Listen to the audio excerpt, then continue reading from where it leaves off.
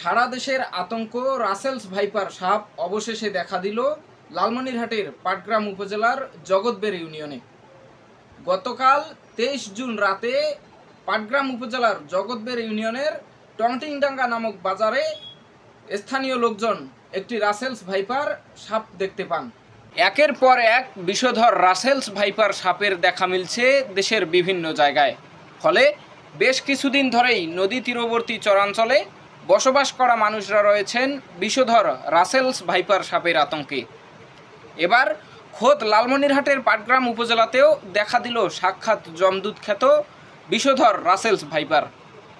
গতকাল পাটগ্রাম উপজেলার জগৎবেড় ইউনিয়নের টংটিংডাঙ্গা বাজারে দোকানের নিচ থেকে ভয়ঙ্কর এই সাপের হিস হিস শব্দে ভীত হয়ে স্থানীয়রা লাঠিসোঁটা নিয়ে সেই দোকানের নিচেই পিটিয়ে মারার পর বের করে নিশ্চিত হন এটি আসলে সারা দেশে ধরা পড়া অন্য সাপগুলোর মতোই রাসেলস ভাইপার।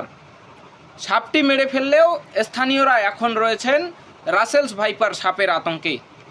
আপনি কি বিয়ে, বৌভাত, আকিকা, জন্মদিন সহ অন্যান্য সামাজিক অনুষ্ঠানে খাবার পরিবেশন নিয়ে ভাবছেন? আর চিন্তা নেই, এখন থেকে আমরাই দিচ্ছি সর্বাধিক সেবা। যোগাযোগ করুন আরোহী event management and catering service, Aziz মোড়, দিঘিরহাট, হাতিবান্ধা, লালমনিরহাট।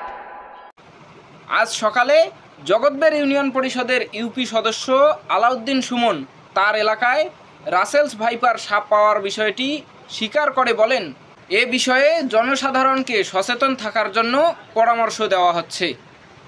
পাটগ্রাম উপজেলা বন বিভাগের কর্মকর্তা মোহাম্মদ আব্দুল রহমান জানান, আমাদের এখানে সাপ উদ্ধার করার মতো সেরকম কোনো জনবল নেই। যদি কখনো কোনো সাপ বা বিলুপ্তপ্রায় প্রজাতির প্রাণী উদ্ধার করা হয় তাহলে আমরা সেগুলোকে শালবনে অবমুক্ত করে দেই।